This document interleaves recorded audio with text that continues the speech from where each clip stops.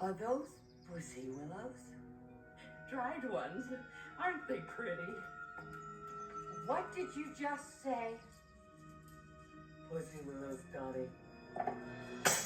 Serial Mom, a movie directed by John Waters in 1994, and it starred Kathleen Turner, Sam Waterston, Ricky Lake, Matthew Lillard, a few other people that I'm forgetting to mention.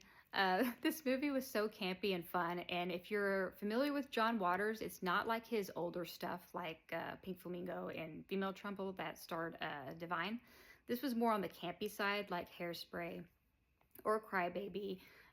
Maybe not quite as out there as Cecil B. Demented, but like to me, this was my favorite of John Waters. It starts out with the home of the Sutphens, Beverly, and I can't remember Sam Waterston's name. She plays this all-American, devoted wife and mother. Her two children, Chip, played by Matthew Lillard, and Misty, played by Ricky Lake. They're eating breakfast. They get a visit from two detectives, and they pulled them aside and was saying that they were concerned that there's been like this harasser that's harassing their neighbor, Dottie, played by Mink Stoll. And Beverly's just like, oh my God, that's horrible. And so they showed them a note that she received. And it says in like magazine cutout letters, "I'll get you, pussy face." And it just came out of nowhere, and it was just really funny to see. But Beverly's just like, oh my God, that is so awful. Well, the next scene, it shows her on the phone with like this grin on her face. She's the one harassing Dottie. She's saying all kinds of stuff to her, like keep calling and calling and calling, and Dottie's just like so sick of it. She just like is afraid to even pick up her phone. Anyway, after all that, it's time for the kids to like go off on their own way. Chip is being picked up by his friends Bertie and Scotty. And Beverly doesn't really like Scotty because he doesn't wear his seatbelt. And then Misty's getting picked up by Carl, who she really likes. But she's kind of side-eyeing Carl, too, because he doesn't see Misty as, like, girlfriend material. And, well, anyway, later it shows Beverly driving to a teacher-parent meeting. She's driving by Dottie, and she's, like, saying hello. And then that's when we find out why she's been harassing her. It flashbacks to her driving to like the store, and she sees a good parking spot. And then like as she's about to turn in, like another car swoops in and parks in that spot, and it's Dottie. And so ever since then, that's why she hates her. Anyway, Beverly goes up to the school, and she meets up with this couple who mentions that like they need to see her husband who's a dentist, and they're like, oh, my tooth really hurts, and like, he needs to see us right away. And she's just like, oh, well, you just need to make an appointment. Well, anyway, Mr. Stubbins, the math teacher, calls Beverly in to talk about Chip, and he's concerned because he's been drawing these like awful, horrific drawings. And so she's just kind of like, oh, well, my son works at a movie store, so he's like a horror movie fan. It's fine, but the teacher's not buying it. He's like, is something happening at home? Something's not, right. Of course, that, like, Beverly's just like, no, of course not. We are a loving family, So that set her off. She waits for him in the parking lot as he's leaving. And at first she's like waving, like, hi, and he's like, hey. Well, she, slams on, she starts running him over, and then backs up, runs him over again. And then, of course, this is witnessed by one of the students, kind of like, she's like smoking weed across the street there, but she still sees it, And so the next day they're sitting down to dinner, and her neighbor Rosemary is running up to the house, and she was just like, Beverly, something bad happened at the school. And, Chip finds out that his math teacher was murdered. And, Beverly said something kind of snide or whatever, but he was just like, he was an asshole, but I didn't want him dead. The next day, Beverly goes to Rosemary's house where Dottie's at. And so, Rosemary's just like, oh, hey, you want a beer? And it's like during the day, which is odd, And so she sits down and, she tells Dottie, she's like, are those pussy willows? Dottie's just like, what did you say? And she's like, pussy willows Dottie, grabs a Fabergé egg and slams it on the floor. Rosemary's like, oh my God, what happened? And so Dottie's just like, that wasn't me. And so Beverly's like, oh, how could you be so clumsy? Oh, let's go to the flea market. You know, there's tons of stuff over there. So she's rushing Rosemary out of the house. And it's Dottie's just like realizing like, no, it's her. Okay, they make it to the flea market. And then Rosemary does some weird thing where she switches the price tags of some fire pokers. She ends up getting a fire poker because the egg that she wanted was chipped. And so, you know, Beverly notices Carl at the flea market, but she's not with Misty. He's with some like mystery blonde played by Tracy Lords. And so he buys that Fabergé egg for her. And then like, you know, Beverly's noticing all this. Well, Carl, he has to go to the bathroom. She follows him in there, and she has the fire poker. So that's where she, you know, murders him with that.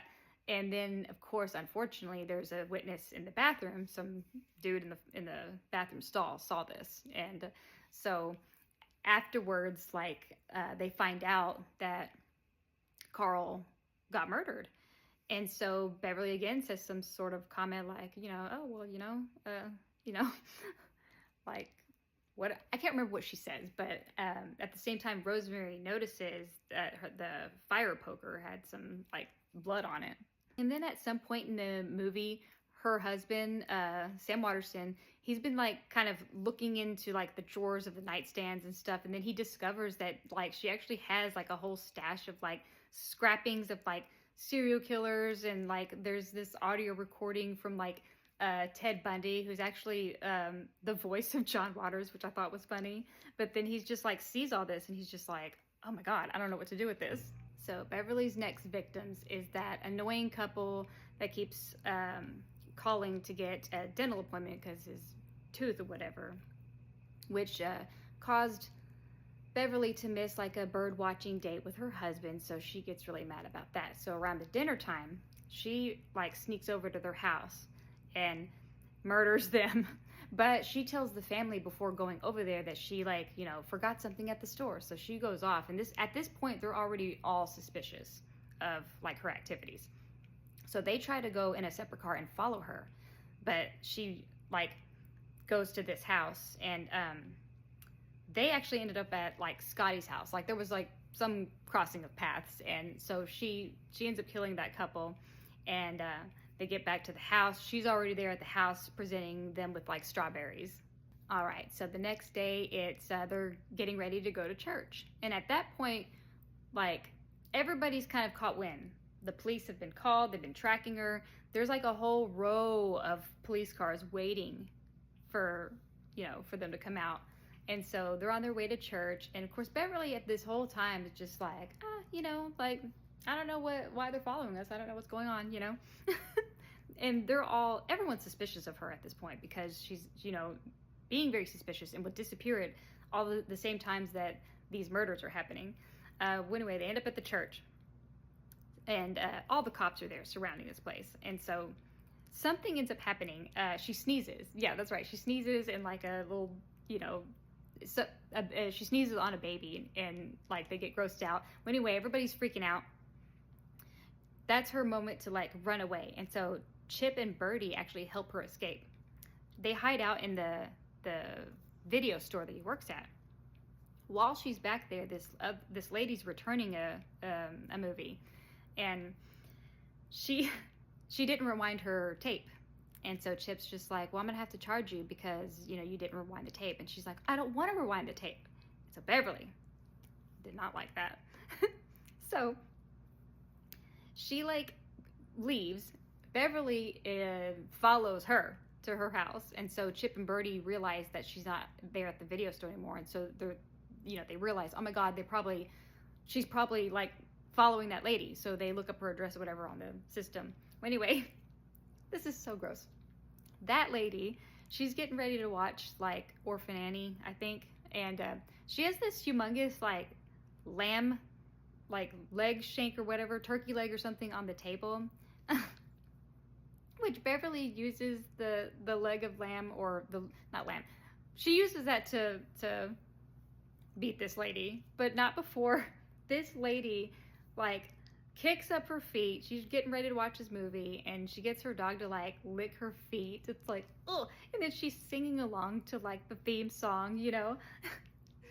And then towards the end of the sing-along, that's when Beverly's just like, whack, whack. Well, anyway, this is witnessed by Scott. And so she looks up and sees that Scott saw her. And so now he's next. She's chasing after him. He runs into the car, and she has this big old knife, you know? And she's like stabbing at the top of the car, and she's like, wear your seatbelt, it's the law. And he's like freaking out. He like ends up going to like some like club or lounge or something, and there's a band playing. Well, anyway, she catches up to him. Meanwhile, the family's trying to catch up to her. They know that she ended up here at this club. And the way Scotty goes out, though, I think is probably one of the most brutal ways, because he ends up on the stage, and it's like a rowdy band. I want to say it's played by L7.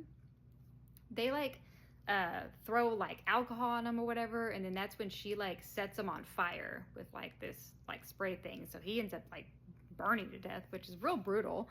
And after all that, she gets caught.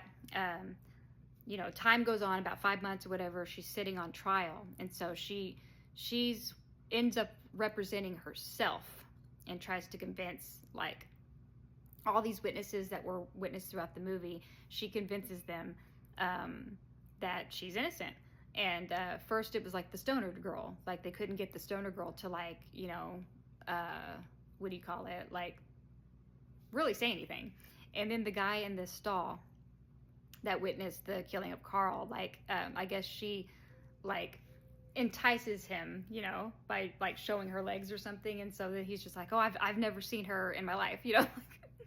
And then like then there was like some character, like, oh yeah, Rosemary was one of the witnesses, and of course the she asks her, you know, Beverly, or not Beverly, she goes, Rosemary, do you recycle? And everybody's like gasps in the core, like and she's like, no. And then Dottie, you know, Dottie is questioned by Beverly, and like Beverly at the same time, like under her breath, is like calling her names. And then, you know, she's like, she said, and she goes, did you hear that? She just said, fuck you. And she like loses it in the court. And so they have to drag her off because she's held in contempt. But like so far, so like Beverly is like winning, like, you know, every witness or whatever. Also at the same time, she looks at the jurors, and one juror seems to bother her a lot because she's wearing white shoes. And if you've heard of the old saying, like, don't wear white after Labor Day, I don't know if that's where that even came from. But yeah, Beverly sees her shoes throughout the whole trial, you know, in days forward. They're like different white shoes. And like, that seems to bother her so much. And also at this time, they're getting pretty famous from like the whole serial mom thing, and there's going to be like movie deals, there's a book and stuff. And so at some point in the court, like Suzanne Summers comes in because she's rumored to play Beverly in like the movie rights or whatever. And so they're just like, oh, Suzanne Summers is here, you know? Anyway, Beverly has her closing arguments. And she actually ends up like getting off, like not guilty. And so everyone's like, you know, like, yay, but like still like her family still has reservations. They're just kind of like, I can't believe she's found not guilty. You know, like this is crazy. Well, anyway, the very end of the movie, you know, she's like, you know, met with like reporters and all that stuff. They're asking her questions. Well, she sees that one juror with the white shoes going to the bathroom. And so Beverly's just like, oh, well, excuse me. You know, she follows her into the bathroom, and she's like, the juror was on the phone. She hangs up the phone. She's like, you can't wear white after Labor Day. And so she was just like, that's not true anymore. And she's just like, oh. And so she like whacks her with the phone. She ends up killing her too, just because she wore white. And then at the very end, it shows that somebody had discovered her. And so Sam Waterston, he like looks up at Beverly, and she's just kind of like, you know, like, don't mess with me. Like, I love this movie. It's so campy. It's, to me, like, not like any John Waters' other movies. So if you've ever seen it, I would love to know your take. Did I forget anything in it? Let me know in the comments below. You can't wear white shoes after Labor Day. That's not true anymore. Yes, it is. Didn't your mother ever tell you? Now you know. No, please. Fashion has changed. No, it hasn't.